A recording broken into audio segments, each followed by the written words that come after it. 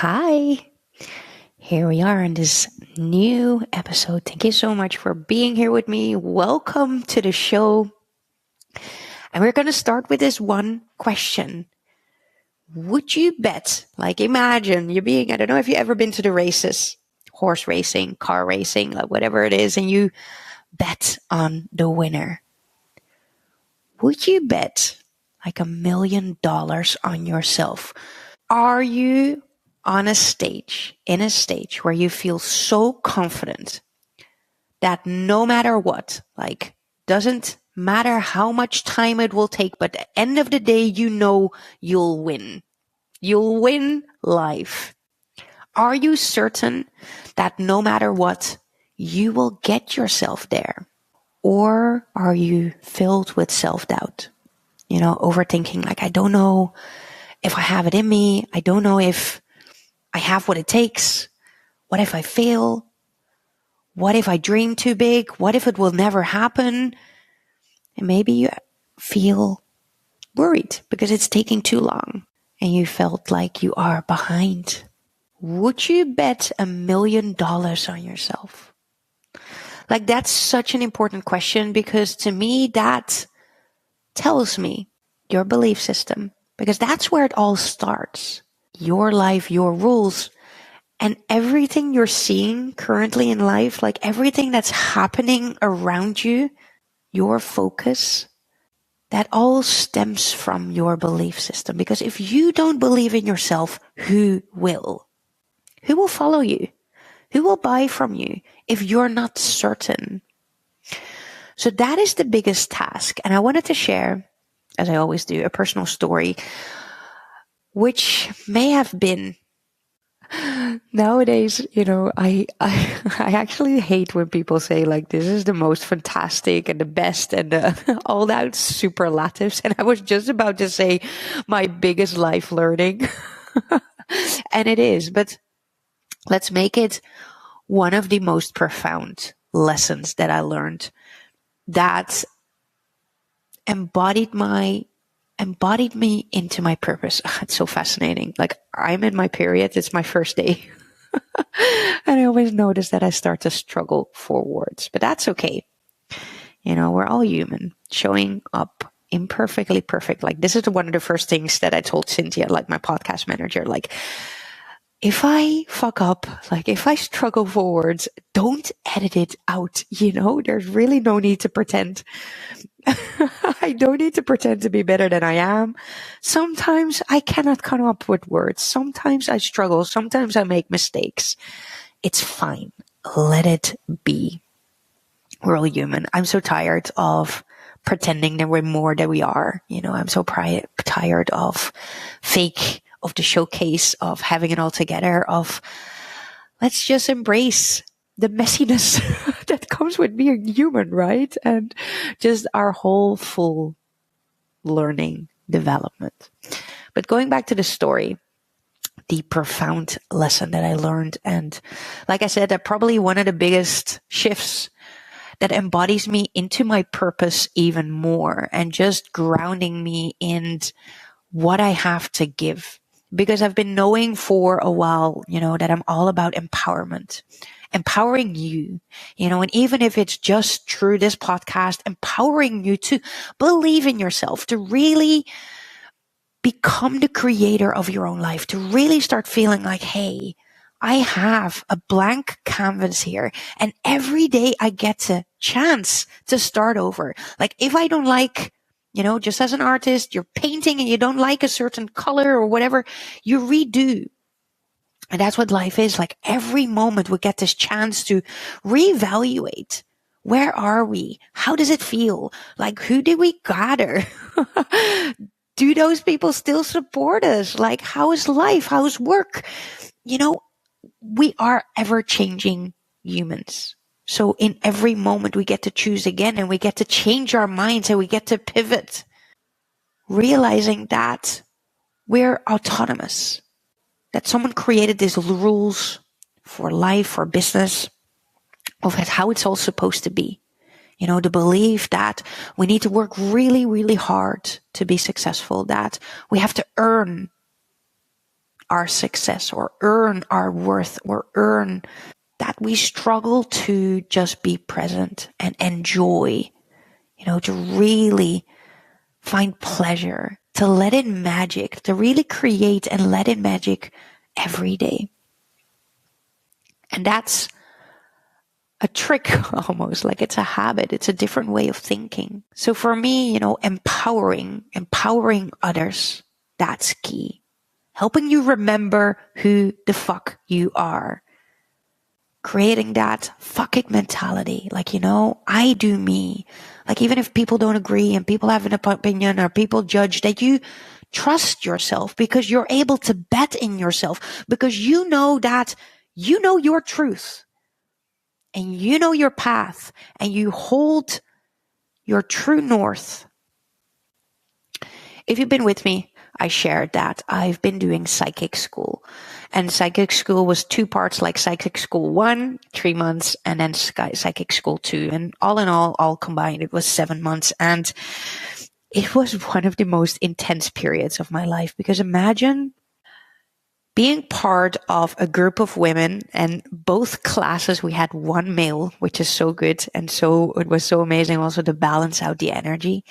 But imagine having the kind of support where we had buddy every 2 weeks, and everybody calls you out on your shit.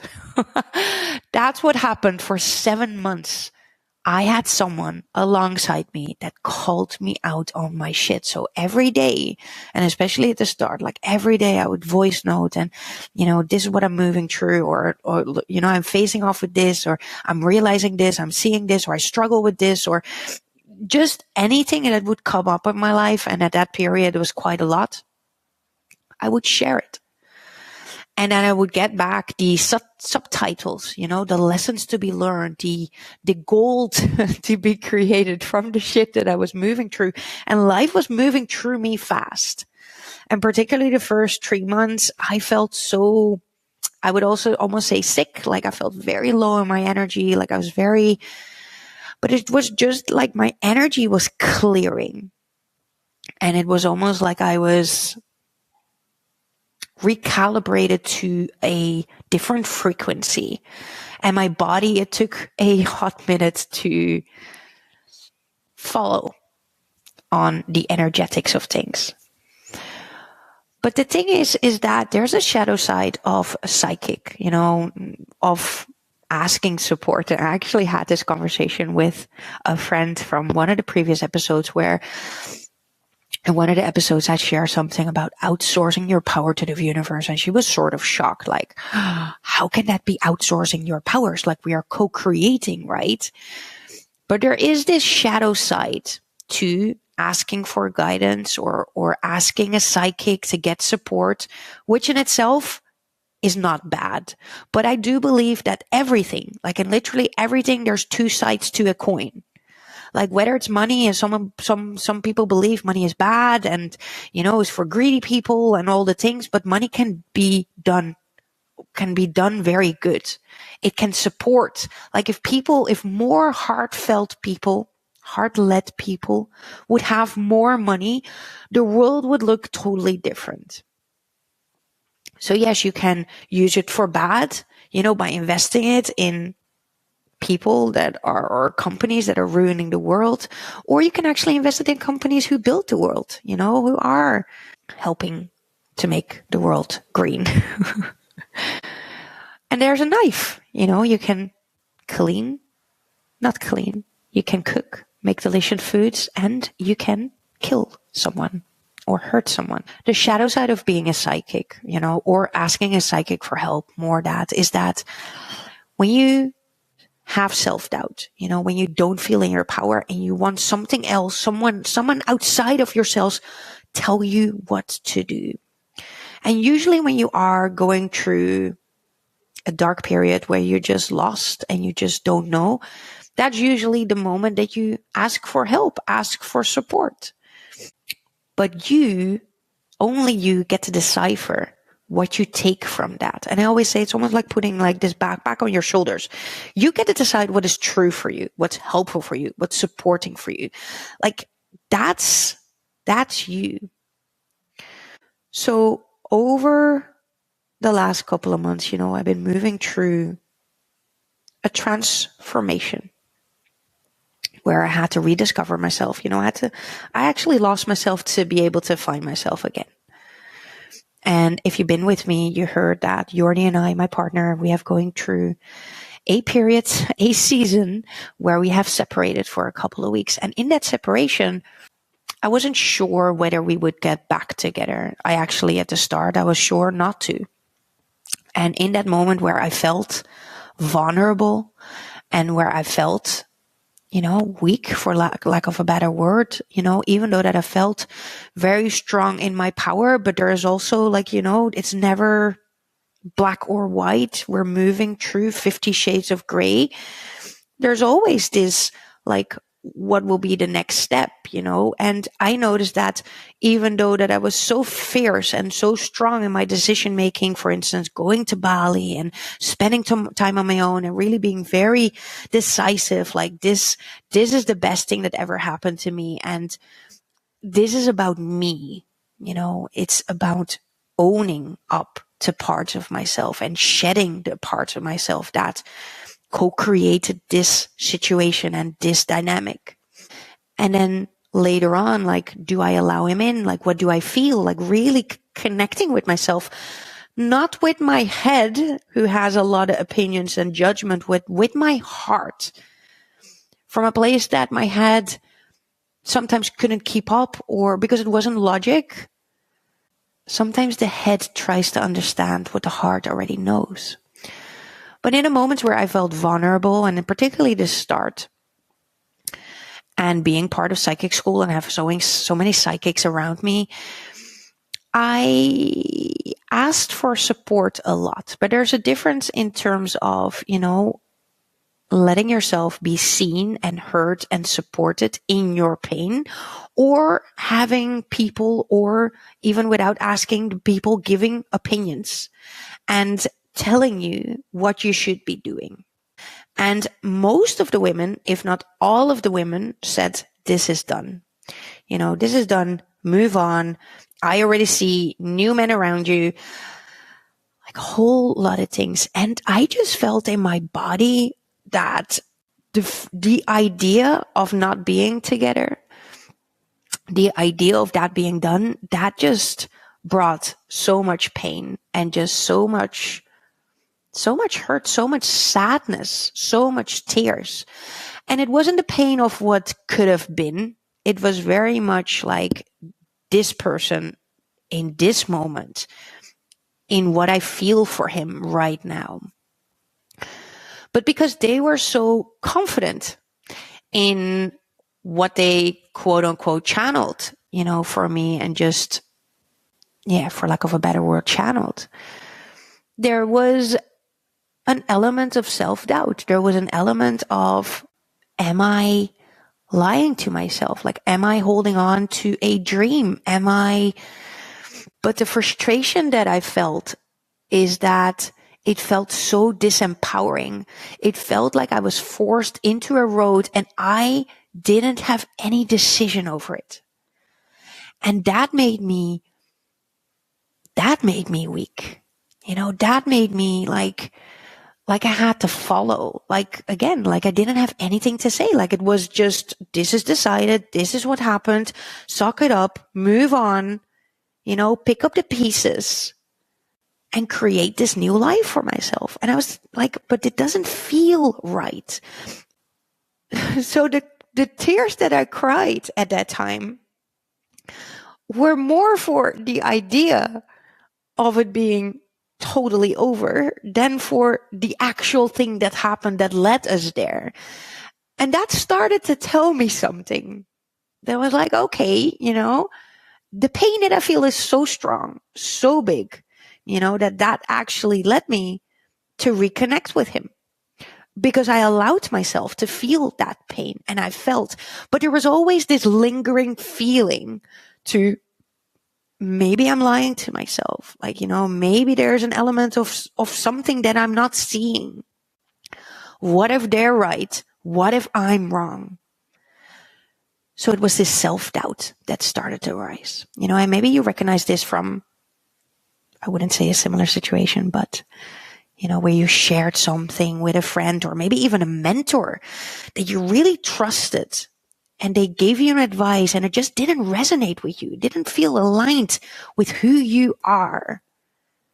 Because that's the trick which we overlook, and so much that we take for granted.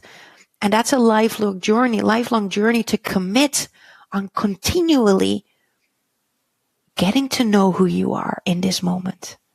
Because now, is it the same as last month? Isn't the same as next month? So this is the commitment, the devotion that we have to have with ourselves to prioritize our own needs and wants, to constantly tap into ourselves. Like, what is it that I am right now? What do I value? And who do I need? What do I need? Like, what expands me? Like, what desires are potent for me? So in that moment, as I was looking for clarity, and, I didn't hear what I wanted to hear from the group of women I surrounded myself. I was like, stubborn as I am, but also case of self-doubt. I was so doubting. I just wanted that confirmation that I was right. Looking for that confirmation outside of myself. So I was thinking, like, you know what? I'm just going to hire another psychic. And I was like, well, because we're still learning. What do they know? I'm just going to hire a psychic and I'm going to pay. And she was also like a former student from the same. I was like, oh, we're in the same world, but I want something who is further along. I think she sort of graduated a year before. Paid her, got on her phone. I was like, right, let's see what happens. Again, she confirmed that it was over, and I don't know what she said. And at the end of the day, like, I felt so lost and so sad. I went to Bali, and I just let it be. And I started to march to the beat of my own drum. I was like, okay, hold on. What am I trying to do here? Like, why am I looking for outside validation? Like, why do I let someone else outside of myself tell me what to do? I was like, I'm just going with the flow, and I'm just going to let this situation, I'm going to let it naturally evolve, and I'm just going to pay attention how I feel every step of the way. Like, I'm going to pay attention how I feel when I see him. I'm going to pay attention how I feel, like, how is he treating me? Like, how are we connected? Like, is he courting me? Like, let's see. Like, do I feel like seeing him? Don't I look like seeing him? Like, let's just keep it open. And the only thing that I'm certain is that I prioritize my own needs above anything else. I prioritize my healing, my releasing. Like, I prioritize myself. So, we got back together. And this is already like 3 months ago by now, because I think I went to Bali in March. This is July. So April, May, June, July. Well, 4 months already. 4 months. Time flies. So we got together. A lot happened. A lot changed. It feels so different. And I'm so grateful, because it's these kind of decisions that they mark up your life, your business, your friends, your life partner. Those are very critical elements that make up the quality of your life, but also that makes up, like, literally to the extent that you rise to your full potential. And what I mean by that is, are the people, is the business, are they lifting you up? Are they giving you energy, or are they depleting you? So a life partner, like my life now, would have been totally different. I can't say it would be worse. Like, who knows, maybe it could have been better. But this is what I chose for myself. So what we choose, choose wisely. And what we choose, whether we do that from our head, our ego, from fear, from judgment, like, from how it's supposed to be, from fearful of what other people may think of me, or are we allowing our hearts to speak, following the illogical road of our soul. And what happens after, because I finished psychic school, I would say already 2 months ago, 3 months ago, I'm not sure, but we ended with a business reading, from the two women who are the teachers within psychic school.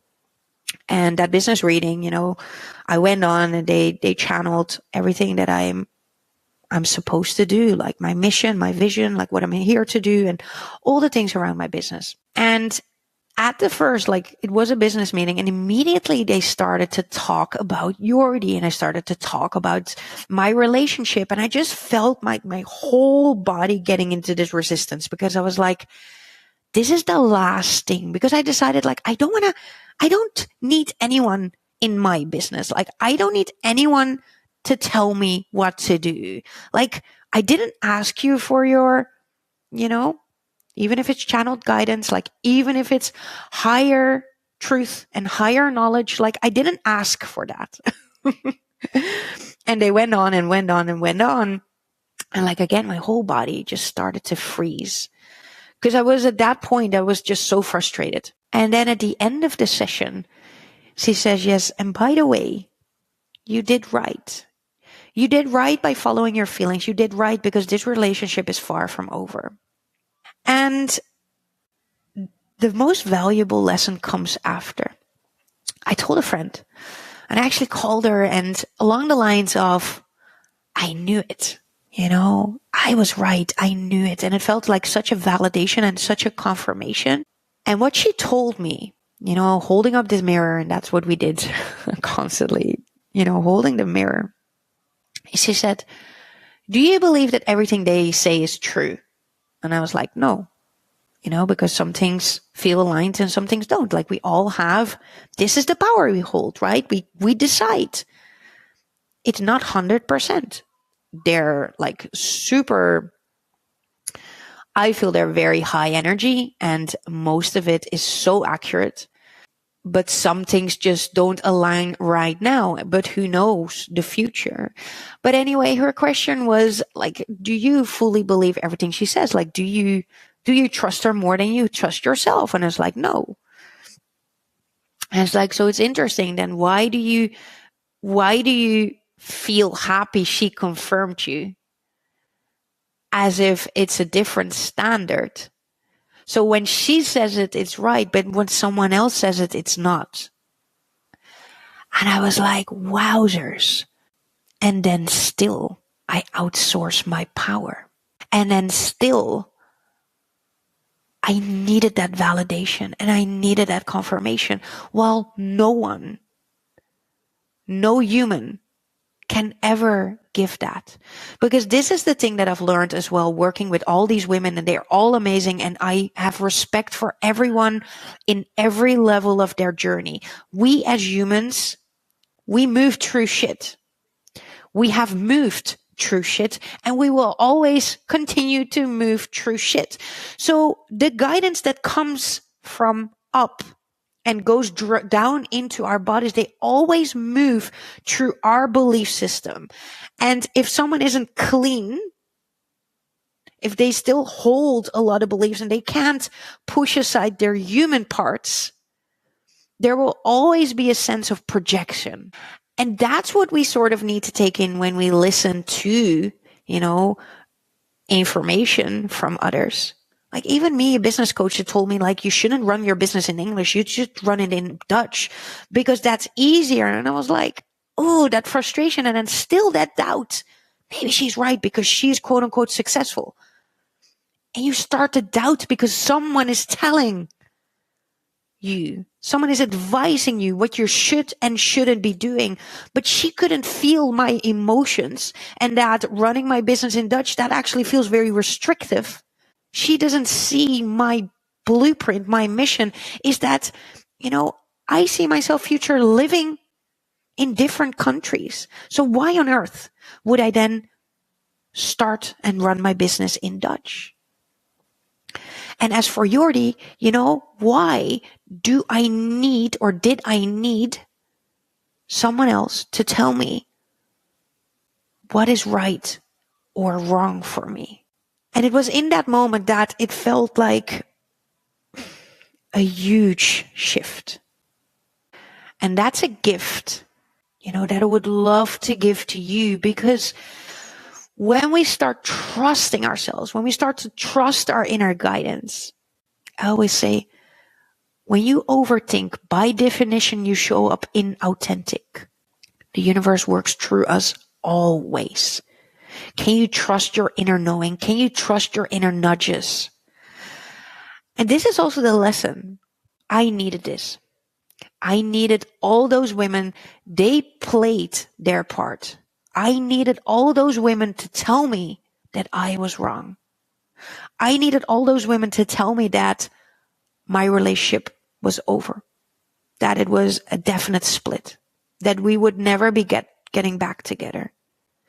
Because it ignited this fire inside of me. Because they told me, I felt how I actually felt, because I allowed myself. So they played my part so that I could learn this level, learn this lesson, so I could move next level.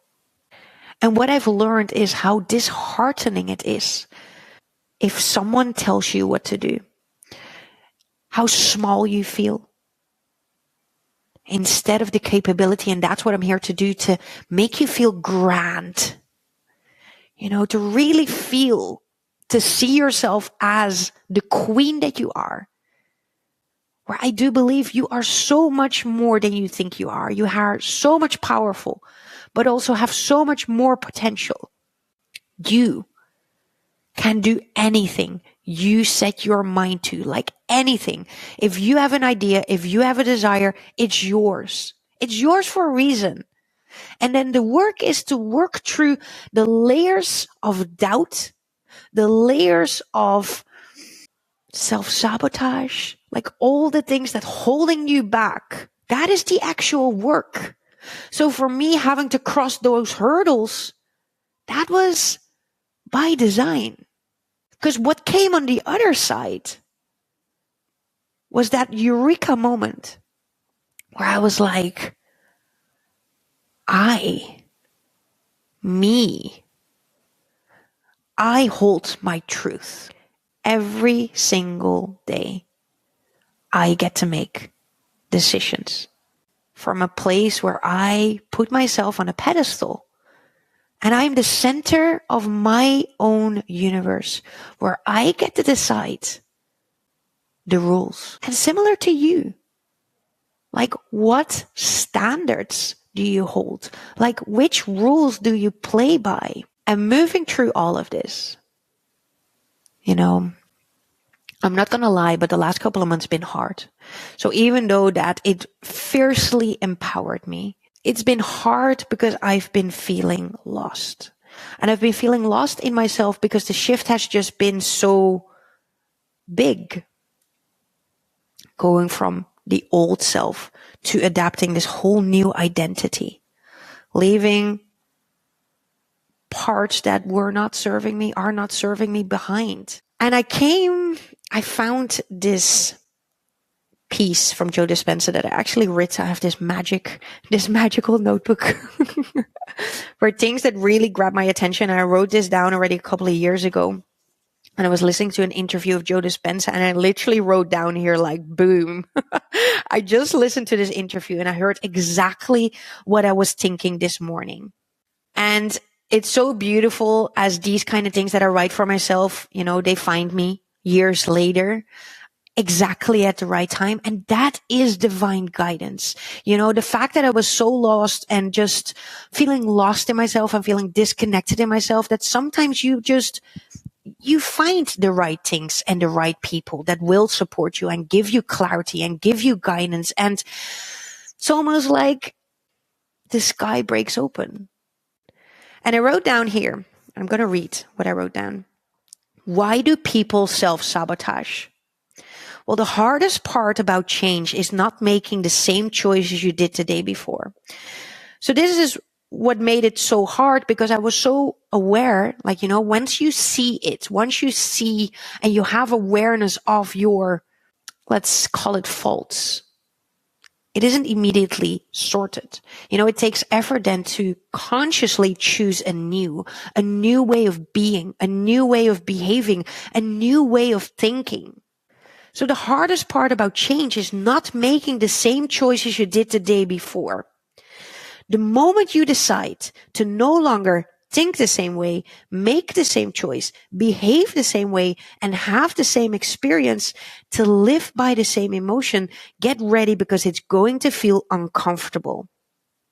Because it's going to feel unfamiliar. And it's going to feel unfamiliar because our brain likes familiarity. And familiarity is comfortable. So this is also something that Joe Dispenza says, and that's the biggest thing to learn is to feel comfortable with being uncomfortable.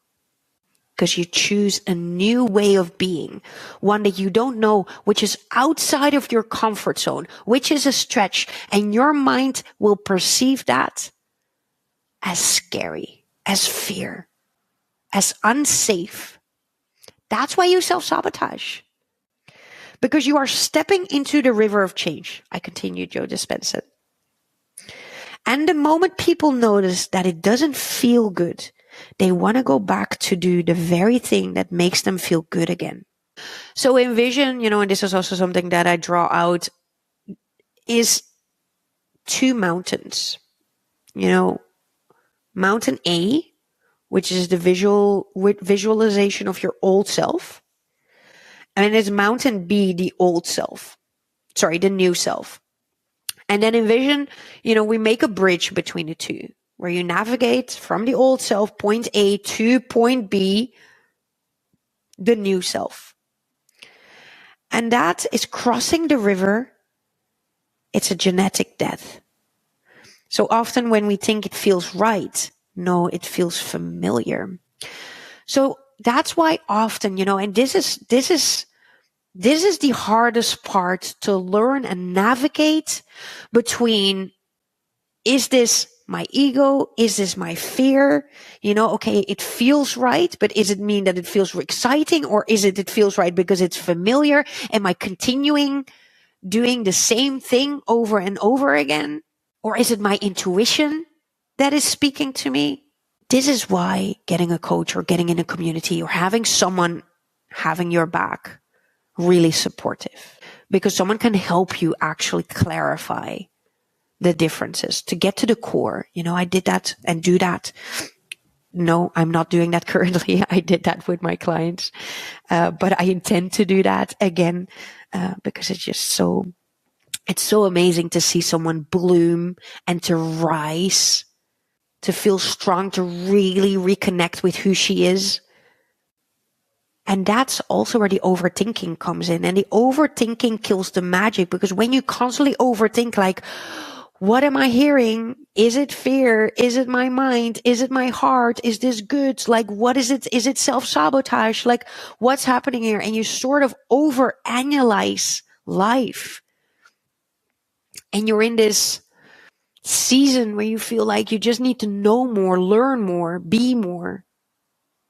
You binge the podcasts, you do the trainings.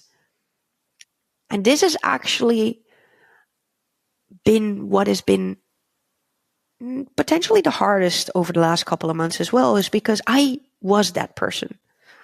And what I realized, and this is also like the transformation that I went through within psychic school, is that I just released a lot of that.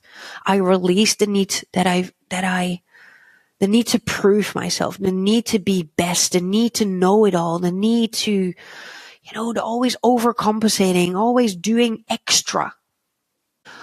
I realized that my biggest driver, and I call that now my source of fuel, my fuel source, was fear, or it was pain.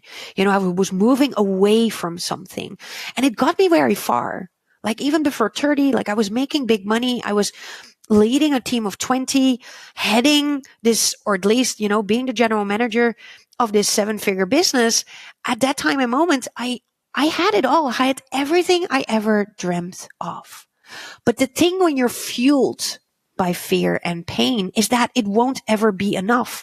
So me being there top of the mountain, look at me, looking for that tap of the back, because I needed to get my worth validated. I needed to claim my space. I needed to prove myself, like, you see, I am worth something, because look what I did. Look what I achieved. Look how hard I worked. Look how committed I was. So it drove me, but it also left me empty.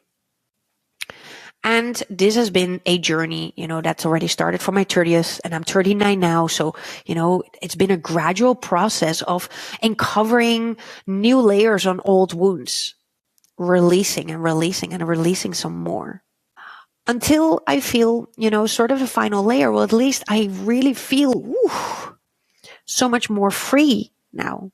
To an extent even that, and that was so new to me, that at the end of psychic school, we were asked to present everything we learned and just our mission here. And I just didn't feel the assignment. And I was like, I'm not feeling it. I'm not doing it. And a lot of students, they prepared like a whole presentation or whatever they felt called to. And I felt called to do nothing. And to me, that was the biggest, it was so audacious. But to me, that was the biggest win, so I took that space to literally share from the heart what I've learned. And I shared, like, look, I didn't prepare anything. And that is the biggest win, because I'm no longer worried about what all of you may think of me, of how I'm showing up. So before I was like, I need to be the best. And it would take me hours and hours, if not weeks, to prepare the best thing that was humanly possible, putting so much pressure on myself because I was looking for that validation. I was looking like, Alex, look at her. She's the best. And now I was like, exhale. I can just be me. I don't need to be extra. I don't need to do extra. I can just show up who I am. And I didn't feel the assignment, and I don't mind. What do people want to do? I'm not at school. They can't punish me. I'm here on my own free will. I get to decide what I want to do. And it did feel scary. So this is feeling comfortable with being uncomfortable. What I felt called to didn't make any sense, and it felt super uncomfortable, but I did it. And the experience after was just such an enrichment, where I was like, wow, people still like me. People applaud me. And what they tell me, they told me so inspiring. It was never the goal to inspire. It was never the goal to get applause. For the first time ever, I didn't try to. And it gets me emotional saying that, because my whole life I've just been trying so hard. But in a way, because of that trying hard, people pleasing, because that's what you do. You give up parts of yourself to please others so that you are validated, because people will look at you and think like, yay, good girl. You did what you were asked. And look at her, being successful and having the achievements and having the money. But the most audacious thing you can do is be yourself. To show up and just be yourself in each and every moment that you are allowing yourself to be, and giving yourself the gift to strip away the layers. Because a life lived running from pain and running from fear, it may get you far in terms of achievements, but it's a very different life than when you allow yourself to move in the direction of desire, when you move in passion, when you move in joy, when you allow magic. And this was something that, I'm moving through now, and I'm navigating this shift within myself where I felt a bit lost because fear drove me and pain drove me, the feeling of not being enough, like needing to know it all, reading, always being this maniac, reading and listening. I needed to be useful. Like I could not spend an hour in the train not listening to a podcast, because, you don't waste your time. So there was always this pressure. And now it's like, okay, I am good enough. I am who I am. And now what? Where do we go from here? So suddenly that rush that I always felt, that need for speed, I no longer feel that. Suddenly there's this huge amount of patience. But then the shadow side of that is that there is no movement. And that's what I had to navigate through. Like, right, okay, so fear and pain is no longer my fuel source. I need to learn to utilize a new kind of fuel source. How does that work? How can I now keep myself motivated? So this is also for you, when you feel like you are self-sabotaging, like, where do you go from there? Like, how do you beat, not beat the algorithm, but beat the self-sabotage patterns? And in that, I quickly, and I already read something from Joe Dispenza, but I want to read something from one of my favorite books. And that's a book from Gay Hendricks. Cynthia, please add this in the show notes. It's The Big Leap. I've read a lot of books in my life, but this jumped to number 1, The Big Leap. And it's all about success and finding it on your terms. And it talks a lot about self-sabotage. I've read this book twice already, like I found it a couple of years back. But what all self-sabotage is, so self-sabotage often, it's met with this judgment and this inner critic and just such a big negative. But what self-sabotage is it's almost like a defense mechanism, like a protection mechanism, better worded. Our mind, like I explained, likes to keep us safe. And safe is found in the familiar. So self-sabotage is literally, it drops you back in the old familiar zone, keeping you protected because the mind perceives something new as fearful. So what Gay Hendricks says is that we each have a thermostat. And I like to see that thermostat can also say like a big cup. How big is your cup to receive? To receive money, to receive joy. Like, how much are you allowing yourself to be happy? And we each have a different limit. And Gay Hendricks calls that our upper limit. So almost this ceiling.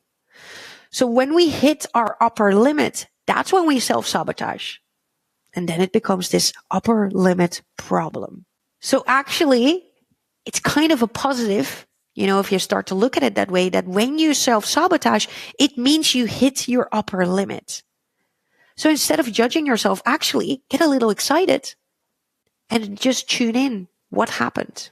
Because when you move to a level you don't know, your brain will resist. Maybe you will argue, you will judge, you will find something.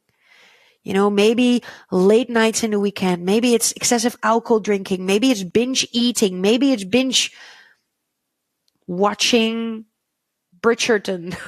I don't know. Like, it could be a lot of different things for a lot of different people. So it's so unique. So self-sabotage helps us drop back in the old familiar zone where we feel secure. And it happens when an old belief, so this is self-sabotage, an old belief clashes with a current feeling of joy. So this is why the inner work is so important, because what belief is currently activated? Because one of them has the win. So either that current feeling of joy, that new level, or the belief that's so strong. So I've been moving through my own share of self-sabotage because I've been moving from the old to the new. Very human, very normal. So I just want to share with you what I've did to get myself back in moving through it. And it's been a process over the last couple of weeks. So how do you get back in momentum? Momentum is not something you wait for. Momentum is created by taking action. So for me, the first step is always, awareness. So sitting down, and the best start for me is always looking at what am I doing that led me to feel the way I feel. So whatever self-sabotage pattern is showing up, like, what am I doing? What are you doing? So for me, for example, is that I wasn't sleeping enough. So I was super tired. I had late nights. I was drinking a bit more than usual. So what habits are not supporting you?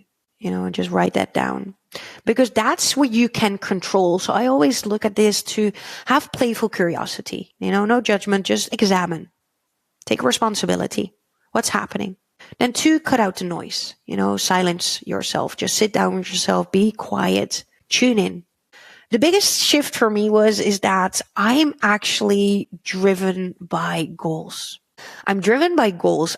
Goals gets me excited. So I needed to reevaluate and just put a little positive pressure on myself. So for me, for example, that was around body, fitness goals. It's about, for example, growing this podcast goals, listener goals, getting back into creating like a program behind the scenes, something that I can offer you along everything that I'm currently teaching and everything that I've been moving through over the last couple of months, because as I shared, it's been really cementing, and I really feel excited to teach this in a bigger level, because, from a lot of women I hear, one of the most difficult things is actually to embody the knowledge, right? Because yes, you have all these things, and I read all like what I read from Joe Dispenza, but I'm like, okay, great, Alex, but how do I move from A to B? How do I then move through self-sabotage? Like, yes, I'm experiencing it, but I can't seem to move through it. I can't seem to actually get progress, to actually feel that my reality has shifted, because our reality shifts on how we shift. The reality shifts with us. So when you shift quickly, reality shifts quickly. But then we have to learn how we can shift. So create goals. Sit down and redefine empowering habits. I like them called empowering habits, habits that lift your energy up. And the biggest part is sit yourself down and create a plan. Like, look, don't be rigid. Don't make a plan for 3 months, a year, a month. Make a plan for a week. Maybe make a rough plan for a month. Like, I always like to start with the end in mind. So create your goals. That's the end. And then what do you need to do to get yourself there? But focus on the one thing. Keep it simple, because if you overload yourself too much, there will be overwhelm and there won't be happening anything. So create a plan. So what I love to do, like I have a planner here, and it's just an empty planner, and I just have every week, and I sit myself down and it's almost like a little journal that every day I write down like these little tweaks that I'm making, because I tweak it. It gets me excited. This is what works for me. You need to figure out what works for you. There's no one size fits all, my friends. So every day, for example, because sometimes we think we know what we're doing, but trust me, you don't. So when you bring awareness to like, okay, what is actually happening? So for me, every day I'm writing down the time I get up. I notice the earlier I get up, the more energized I am. As in, if I stay in bed, later, I'm more tired. So currently I'm getting up at 7. So I'm writing it down. My vitamins, for example, I write down when I go to the gym, how long I stay at the gym. I track, sort of track what I eat. Like there's a lot of little things that I track, and I'm just doing it from excitement. I am a bit of a data geek, so I love to track things. Like, again, this is me, but it just gives me munition. It just gives me things to fine tune, because last week I didn't have a good week. So, you start to see the patterns. And this is what I did within my coaching program as well, is that I help the women in my container to discover the patterns and to break through, to actually break free from them. So when you write down and you make little notes for yourself, and you start to see like, okay, I'm moving through self-sabotage right now, or I'm down. Why? What did I do differently this week or yesterday or today? When was the last time that I felt good? What did I do there? What did I stop doing? And can I then restart that? restarting to meditate in the morning, restarting to, example, meditate at night, restart like breath work once a week, restart exercise. And I cannot emphasize how important sleep is. Some people need 8 hours of sleep. That's me. Like the last 2 nights, I only got 6, and I feel that. I feel more tired. That's where you hold control. We're like, okay, so little tweaks. How can I ensure that I start to sleep earlier? Okay, can I then look at my bedtime routine so that I can, but there's no rush. Like, I don't need to have it all figured out today. Every day I look at myself with playful curiosity, and I move through things, and I just make little tiny changes, and those can go a long way. So the last one is energy check. Check in with yourself. Like, how are you feeling? How are you feeling? Like, how are you feeling during the day, during the week? Like, do you usually feel stress? Do you maybe feel like you're constantly rushing? You're maybe constantly stretched for time? Well, that's a little stress, isn't it? Or do you feel like calm? Do you feel inner peace? Do you feel joyful? Do you have a lot of energy? Or do you feel depleted? This is what I'm asking of you, to become like this Inspector Gadget, so that you can elevate yourself. Because isn't the goal to feel good? Despite all the big goals, like the money goal and the business goals and the success goals, isn't behind all the goals feeling good about yourself, freedom, to have freedom. But you will never get to financial freedom. That's an outside goal, when you don't feel free within yourself, when you constantly have a list of to-dos, when you're racing, when you're judging yourself, when you have all these rules, all these things that you have to do, when your inner critic is constantly in your face, like blah, blah, blah, blah. You're not good enough. You're failing. You're wrong. You're such an idiot. And all the things. Check your energy. And then get clear on how do you desire to feel. And that's where the habits come in. Like, those are in alignment. Those should be in alignment with how you desire to feel. But the things that motivate, like, us humans, and I cannot emphasize enough, is have goals. What are you working towards? Make it specific, make them fun, make them bold. It's not exciting to like, okay, at the end of the day, I want to, I don't know, something boring. I can't come up with anything really. But Cynthia and I set this goal for the podcast that our next milestone is like 50 listeners. Like, that feels exciting. So what do we need to be doing to get to 50? So that was a lot for today.